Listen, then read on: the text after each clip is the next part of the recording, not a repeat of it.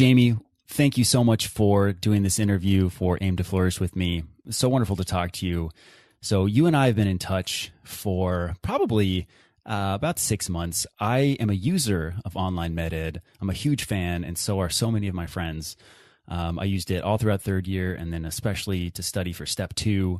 And let me just tell you, it made the difference. And I just want to say, first and foremost, thank you very much. Well, no problem, Ian. Thanks for having me on. And that's what the whole point of this is, right? To help you, to help others, and to make sure that we're all getting to where we need to go. So good to hear that. And I'm glad to hear that is what it's about, because you are helping so many people. And I want to dissect that a little bit in this interview. So as you know, I am a med student, but for this interview, I'm coming to you instead as a business student. I am at the Case Western Reserve University not School of Medicine, but School of Management. And the purpose of this interview is to talk to you about the positive role that business can play in building a better world. And that is a stereotype phrase that AIM2Flourish likes to use. So a positive role that business can play in building a better world. And I truly believe that OnlineMedEd falls into that category. It absolutely does. I'll preface this all by saying that we would not have the reach that we do have today if we did not have a business perspective to it. Yeah, and let me tell you, I shout about OnlineMedEd from any platform that I can reach because it is so good. I mean, it gives me goosebumps over my entire body how helpful OnlineMed is. You guys get it. You help us develop the frameworks. You make learning easy. You make learning fun, and it just takes away so much stress. And whenever I come across learning resources like this, and I put you guys in the category of Khan Academy, which I love. I mean, the learning happens so rapidly that I literally get a study buzz every time I use you guys. It's incredible. So your success is because you deserve it. And I just wanted to say that out loud. Well, thank you. So I'll dive into the interview at this point. And I just wanted to say up front that, again, this interview is for AIM2Flourish. And while I'd like to make this interview as conversational as possible, I've drafted at least 3 key questions, or at least 3 key sections. The first section is going to be about you and your personal story, not necessarily related to OnlineMedEd. Then the second set of questions is going to be about OnlineMedEd, the business. And then the last section is going to be about your vision for the future and for a better world through what OnlineMedEd is doing. All right, great. Let's jump into it. Perfect. So to get us started, I was wondering if you could tell us a little bit about your own story and how you arrived at OnlineMedEd. You don't have to include the story of OnlineMedEd just yet, but I know that in some of our correspondence, you guys have a medical educational platform. I know you guys are, by the sound of it, moving into other areas of education, but you are not a physician. You were a medical student at one point, but you did not continue all the way through. So I was wondering if you could take us through a little bit of that story. Sure. Let's go back to the nexus. And so why does everybody want to get interested into healthcare and in medicine, right? And most of us have had a very personal experience. And so I personally had a grandfather who suffered from an ataxia disease, a genetic disease. Yeah. And unfortunately, my aunt had it as well. And they both died very young in their 40s and 60s. And I saw this happen in my teenage years, when you're at the key point of inflection in your life. And I said, man, there's got to be something I can do here. And so I went to college to study molecular genetics. I was going to cure this disease and a lot of other diseases too. And I got there. The classes obviously said, well, you can't really cure disease. It's decades of work, and you're just going to be one small piece to the puzzle. But that was okay. And so I really loved the work. I loved learning science. I loved everything about it. Genetics is such a great topic to really springboard off of. Mm-hmm. And I never wanted to go to medical school. I never had any interest in kind of going beyond that. I wanted to be a basic science researcher. I really wanted to help with disease. But I did pretty well, and a lot of my friends around me were going into that med track, and I did pre-med just kind of by default. And so I said, okay, well, I can definitely do this. And so I took the MCAT and I did well, and I made the next step. And I got to the level, got in, looked at med school, and I realized really I it just wasn't for me. I wasn't interested in this kind of one-to-one interaction. What really drove me as far as problems go was kind of how do we approach things from a population level? How do we actually make an impact? And so I really fell in love with epidemiology.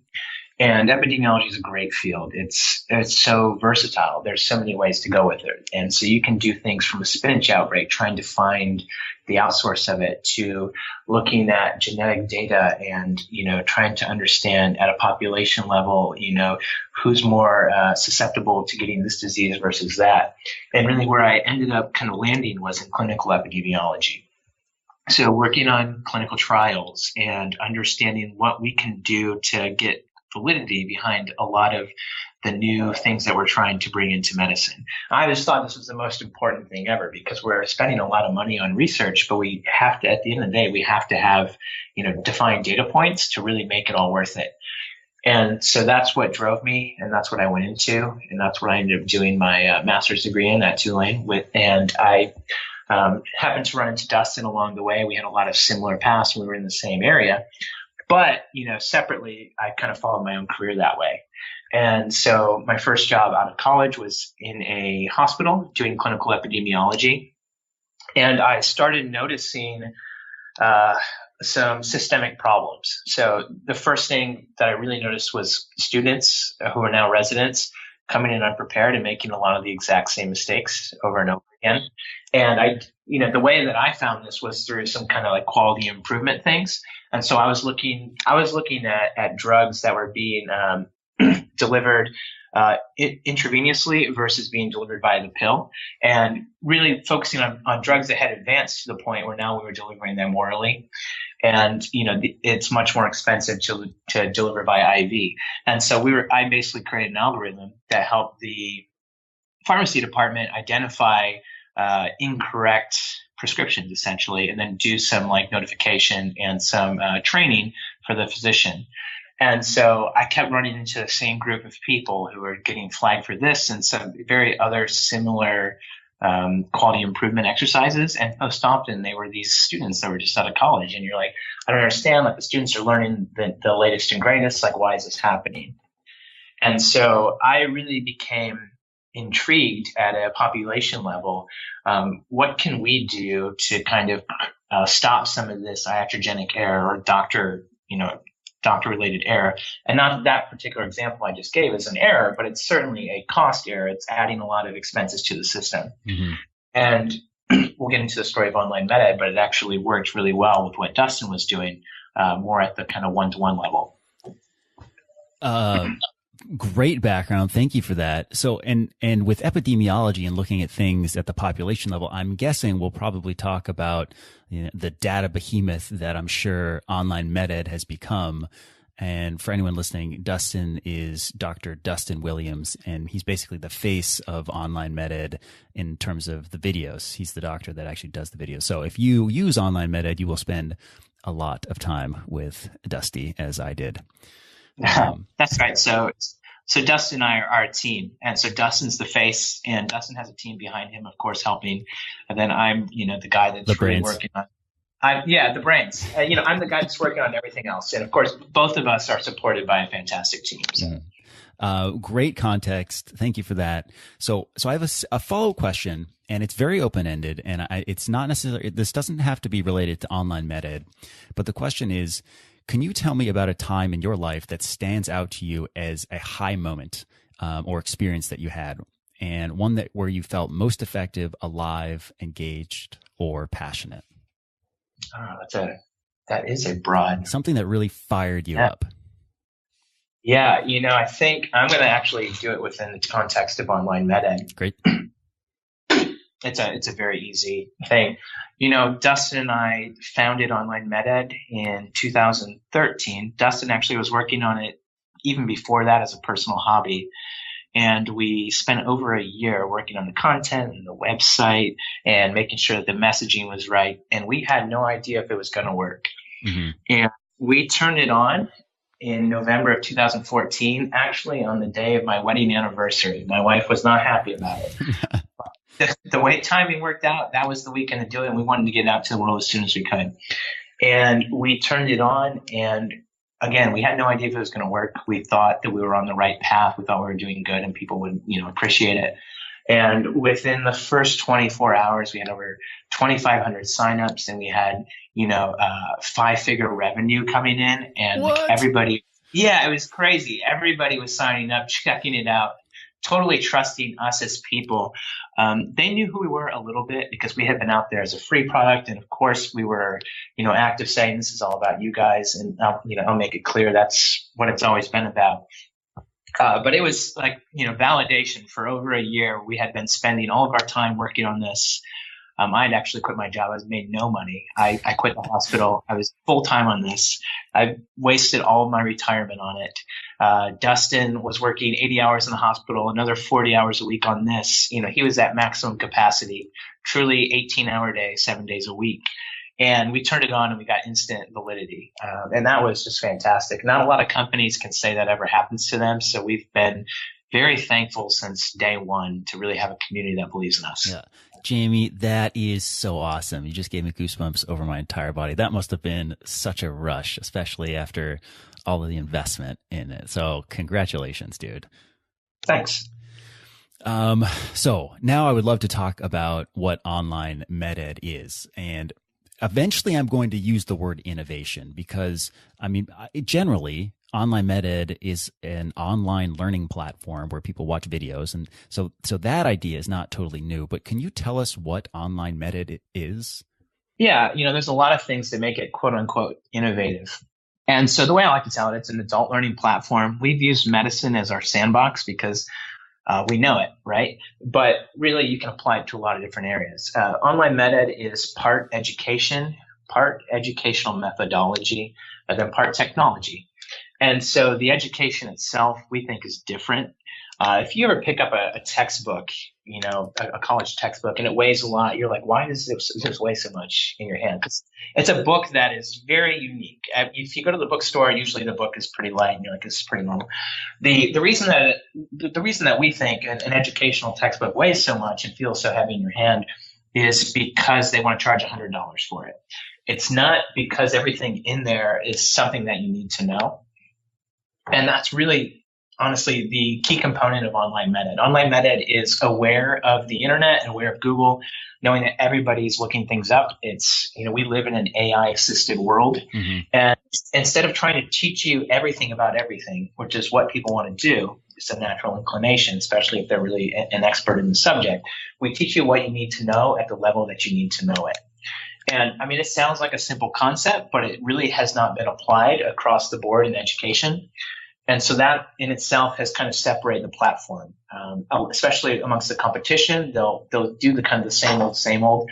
They'll take what people have been doing for 50 years and they'll digitize it, right? So it's like, here's a whole textbook. I'm going to take it. I'm going to cut it up into flashcards. And then they present it to you in a new way. And now you're supposed to learn differently.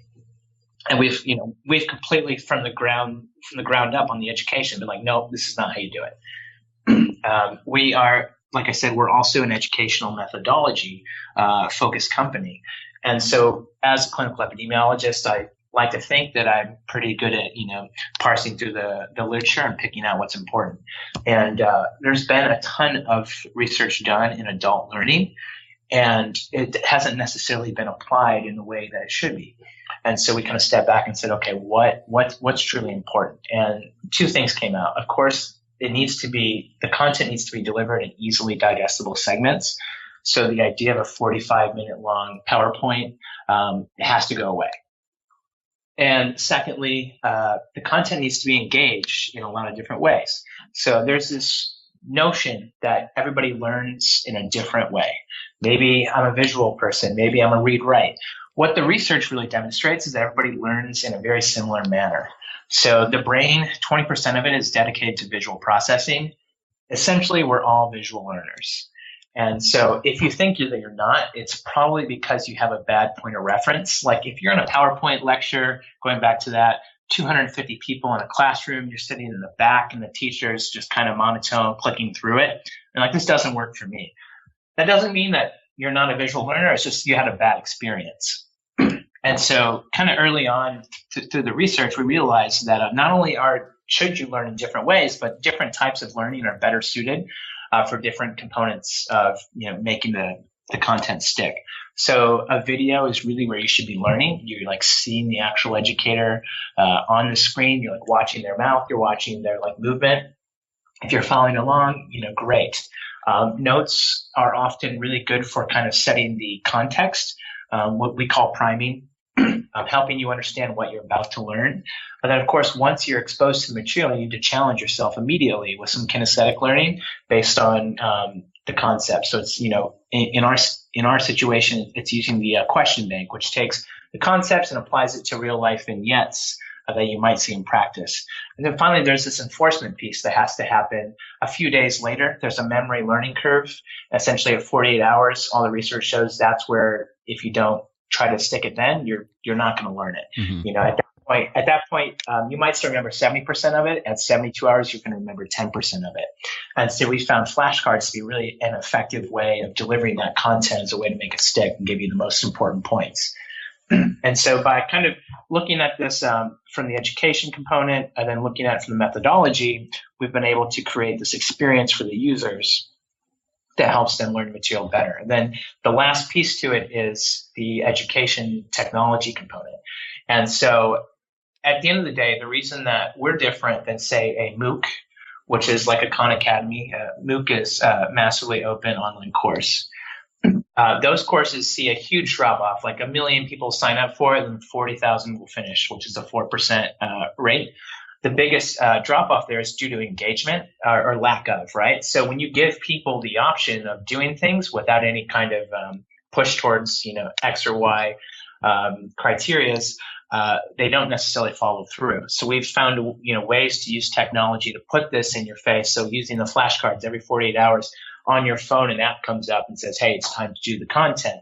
Or the video, you get an email reminder saying, hey, you started this video series, now you need to finish it. And so using technology intelligently to keep you engaged is really a big piece of the puzzle. And when you think of it, it's really relevant when you think about med school. So med school, everybody in med school is smart. Like they had to get to that point. And so anybody that struggles, it's not that they don't have the mental capacity. It's that they don't necessarily have the path forward. So what we're trying to do with technology and all these other things is to give you a very straightforward way of engaging with the material and making sure that you're staying on task. Jamie, so I experienced all of that, and I want to take us back through what you just said. So one of the first things you started off with was the education, and you were saying basically learn only what you need to learn when you need to learn it. And one phrase that I did not hear you say and that I fell in love with is understanding over truth. Now, we all want to learn the truth, but when you're just starting a subject, you can get absolutely drowned by the truth. And so, you guys do such a good job about setting up the frameworks and only teaching you what you need to learn in sufficient detail. So that's number one thing. And I experienced that and I loved it. And it's one of the reasons why I loved using OnlineMedEd. You walked us through a bunch of things, the priming, the acquiring, the challenging, and then I forget what E means, but it makes an acronym PACE. It's enforcing the content. Yeah. Enforcing. So priming with the notes, which I used, and then acquiring with the videos. So watching Dr. Williams, challenging with a QBank, and then the flashcards just popping up in front of your face at 48 hours when you need to review them. It was incredible. And then the last thing that you said was there are a lot of smart people out there, but sometimes they stumble because they don't know the path forward. And you guys made the path so clear that all the stumbling blocks were removed. And this is what I'm talking about. It made learning effortless. Doctors, when I was on the wards during my third year, it was classic. These attendings would berate some of the medical students for wanting to be spoon-fed, but really we weren't being spoon-fed. They just had this, I walked uphill both ways during the winter when I was in medical school. And so they think everything has to be tough. But it doesn't. And they just don't get that. And you guys have provided a platform that makes it so easy. And it's because of everything that you just shared. So amazing to hear the rigorous and scientific aspect to it. So kudos. Thank you. No problem. And the old guard thinks you need to know everything because when they were in school, you did. But their version of Harrison's, which is, a really thick book, then was 100 pages. Now it's 600 pages, right? And so the information... It's 4,000 pages. 4,000, my bad. You get the point, right? So information is growing exponentially, but the brain stays finite. And so as we have to learn more and more, we need to come up with frameworks and ways to kind of shortcut the system. And like you said, understanding, especially at this level, is the most important thing. Truth will fill itself in as you gain more experience. Perfect. Yeah, right. So it's not ignoring truth. It's just saving it until you're ready to absorb it later. That's right. So we've covered a lot of my questions through what you just shared with us, but I wanted to address a little bit more in a focused manner. How did OnlineMedEd emerge, and who was there at the beginning? Yeah. So, OnlineMedEd's origin story is classic, but also unique. And so the classic aspect is, went through school, had a bad experience, and said, man, we can do it better. I think that's very common for startups, is to have a bad experience and then to go off of that and see, how can we contribute in a way to improve the scenario? And so Dustin really started this himself. Straight out of medical school, he's like, man, I didn't have a good experience. It rubbed me the wrong way. I know that I'm a teacher at heart. Both of his parents are teachers, and he had a knack for it.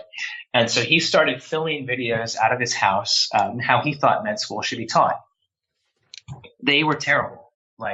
They've been deleted off the internet. He's gone to very extreme lengths to make that so. He's called Google directly and said, guys, delete this out. I don't want it cached on the internet. But even despite the videos not being great as far as the content goes, there were inaccuracies. His delivery was hit or miss. He found a lot of students using it. He put it on Student Doctor Network and Reddit, a lot of these social platforms, and people just started coming to it. And it showed him that while he wasn't doing it well, there was a clear need for it. Within the first couple months, people were saying, wow, I wish my school taught this way, or I wish I could give you my tuition.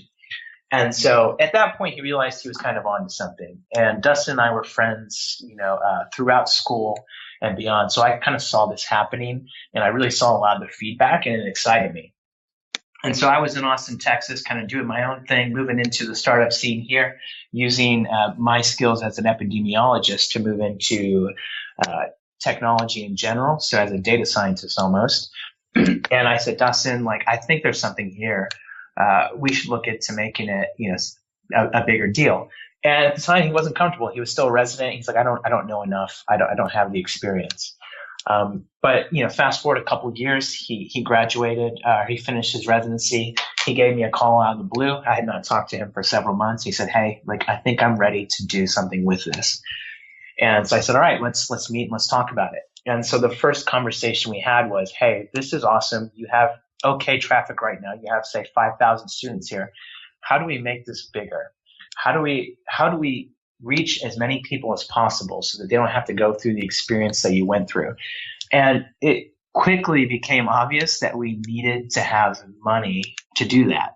The fact is, a technology platform is expensive. Engineers make very similar money to doctors. And while you can put out great content, if you don't have a great way of proliferating it, what's the point? So we kind of looked at each other and we decided, you know what, we want the videos always to be free. We think first and foremost that medical knowledge belongs to no one and should be accessible by anybody with an internet connection. And so we said, okay, how do we take this idea of free videos, so free quality content, and then create a business around it? And so we ended up coming up with the PACE methodology, which you elegantly explained, which takes what we're working on in the videos, which are really the frameworks, let's call it 70% of the way to where you need to be, and supplementing it with a premium content subscription around it that gets you the rest of the way. And so that's when we realized instantly, we're like, this is what we need to do. So many companies in the space already were really focused on one element of learning. They're like, I'm going to make questions because the test is all about questions. People are going to pay me a lot of money just for that aspect of it. Or, I'm going to make videos. I'm going to charge thousands of dollars for them. And so we were able to come to a business model pretty quickly that was going to enable us to be successful. And so, over the course of a year, we had to build all this additional content. It was a lot of work. But when we decided to go live, we had this fantastic video content that was really best of class. Nobody could compete with that. And we had everything around it. And we instantly gained market share. I mean, truly instantly. Like I said, I share with you, we had, thousands of people signing up on the very first day. And it was really an overnight success story. And we had so many people using the site, most of them free users, and that was fine. That was the point of making stuff free, was to put it out there for everybody. But we found people that believed in what we were doing just because of the quality of the free. They were willing to just buy outright the rest of the content, and which at this point had no reputation. And when you're in med school, these tests are so high stakes. You're gonna put your trust in what's worked for other people. So we were able to convince people to take a dive on us. And it's been super successful ever since. We've been blessed. Of course, the content we've put a ton of time and effort to, and we've made sure that it's helping students. And if someone calls anything out, we fix it. But we've been blessed to now, 3 years after the product launch, to have 80% of clinical students on the website. That's not just medical students. That's physician's assistants. That's nurse practitioners. That includes DOs who are, slightly different than MDs. And that includes a large international audience. And so the freemium model has enabled us to reach just a ton of people and to really have a positive impact. And then from there, with the premium content, it's really up to us. Once someone signs up and, we have their email, it's up for us to convert them to a paid user. And so that's a great challenge to have from a business perspective. It's like, I have all the users. How do I now convince them to give me some money and to, give me lifetime value that makes sense? Wow. So a couple follow-up questions here. So first and foremost, you're using the freemium model, but to be clear, you guys are profitable because, first of all, you guys are profitable, correct? Yeah, we were profitable after 6 weeks. We raised $40,000, $20,000 from my parents, $20,000 from Dustin's parents, and that was it. And that got us off the ground. Again, I didn't make any money for that first year. Dustin didn't make any money for that first year. We just put our heads down and put in the time. But we got to where we needed to be, and we've been profitable ever since. Amazing, because one of the themes of AIM2Flourish is doing well by doing good, and so you guys are doing well by doing good. So amazing to hear. Congratulations after 6 weeks. That's unreal. So one of the things that I loved about your site was, one, how comprehensive the content was. When you look at how many videos you have on your site, you realized it was a one-stop shop. So for me as a medical student, I was like, wow, I don't have to go anywhere else. They have it all.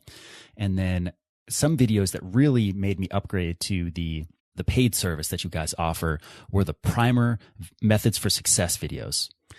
Those are money makers because you guys shared all of your research methodology, and it made me realize how serious and what the product that you were offering was actually going to entail. So I just wanted to say that up front to you. I don't think that'll be important to anybody listening, but incredible demonstration of the rigor with which you guys were delivering this platform.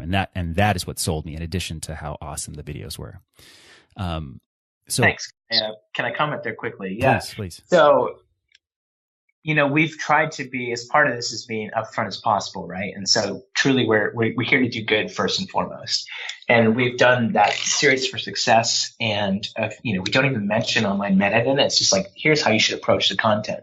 We also have a free resources tab where there's study schedules. There's actually, if you're using other resources, how to integrate them. So UWorld is really big in this space. A lot of people have it. It's a question bank. It is a competitor, but at the same time, we're aware that people are using it. So instead of trying to ignore that it exists, we say, okay, it definitely fits within the model. Here's where you use it. Here's how you supplement it with us. And we've always kind of focused that way, about the student first and then figuring everything else out after. I love you guys. So another thing that you mentioned was impact. And that's actually the final question that I wanted to ask you about, is the impact that OnlineMed is having and that you hope it will have. So here's the question, rather a statement. Let's assume that tonight, after the interview, you go to sleep into a deep, deep slumber and wake up 10 years from now. So when you wake up, the year is 2027. Obviously, while you're asleep, many things happen. Life continues. Describe the highlights or images of what you see for your vision of a better world once you wake up. And how does the innovation of online med ed that you worked on 10 years previously factor into the success of the creation of this better world? Oh, wow. That's a loaded question. I think where the world is going, I don't think I know, where the world is going is towards automation, right? And so over the next 10 years, we're going to lose a lot of jobs that we rely on today. First and foremost, that comes to my mind is trucking. We're very close to autonomous cars. Trucks in particular, are on the highways. The highways are the easiest places to drive autonomously. There's 3.5 million truck drivers in America. And so I can feel pretty confident saying those jobs are going to change. They're not going to be available. And so suddenly you have 1% of the population overnight, virtually, let's call it a year or 2 years, that need to transition to new jobs. How are we going to do that as a society? And so there's so many education platforms out there trying to get to some of these points, but we've kind of covered some of the limitations, right? They're not following up with engagement. They're not teaching you what you actually need to transition to the next skill. So I'm hopeful that OnlineMedEd can definitely play a role in that. Do I say this is going to become the premier adult learning company in the world? No. But as we do this and we have research behind it, which is very important to us, we have really strong data. We work with universities to put out studies that can be replicated and proven. We want people kind of learning from what we're doing and thinking about this holistically, not just from the content or the technology or the education, but all components together. We're hoping that that's going to have an impact on the future, and people, as they kind of train the next generation, are thinking about it at a very high level and kind of use some of the methodology that we're coming up with to get everybody to that next place that we need to be to have a productive society where we don't just have people, millions of people sitting on the sidelines trying to say, what's my role, going forward. So. Amazing. So you see OnlineMedEd sort of fitting into a number of educational resources to help educate people who might have to transition jobs. That's right. And, we've built the platform. It started within medicine, and we thought initially the first couple of years we would just keep growing in medicine kind of horizontally, from when you started in pre-med all the way to when you retired. We would cover that, and we still want to have a role there. But we've realized a lot of the tools that we've built can be applied to truly any scenario that has adult learning. And so we're rolling out within the next year. We'll be in 3 different verticals. We're going to be doing nutrition. We're going to be doing law, and we're doing executive management and leadership for first-time managers or potential managers. And so the tools that we're building, we're pretty confident they're going to work in a broader scope, and we'll be able to prove that sooner than later. That's amazing. I may have cause to use the nutrition aspect. I doubt the law, but who knows? Maybe if you have some medical legal stuff.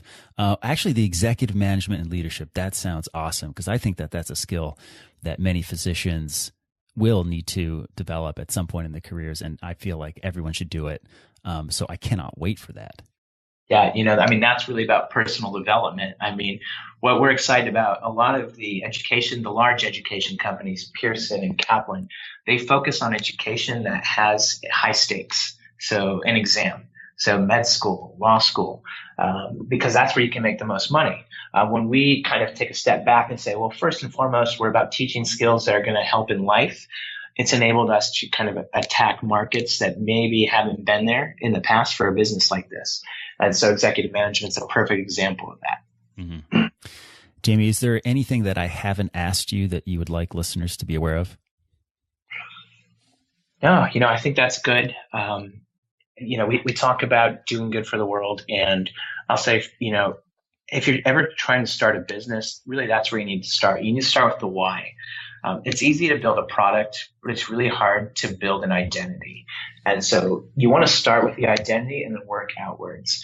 And so, from day one, we were about kind of changing how medical education and education in general is approached and doing right by the users. And that's enabled us to do a lot of good and to make really positive decisions that's, spread our impact and our influence in a way that's not available to many companies. Jamie, this has been a phenomenal interview for me. I want to be respectful of your time. Thanks for letting us go over just a little bit here. So I just want to say thank you very much. Yeah, no problem. Thanks.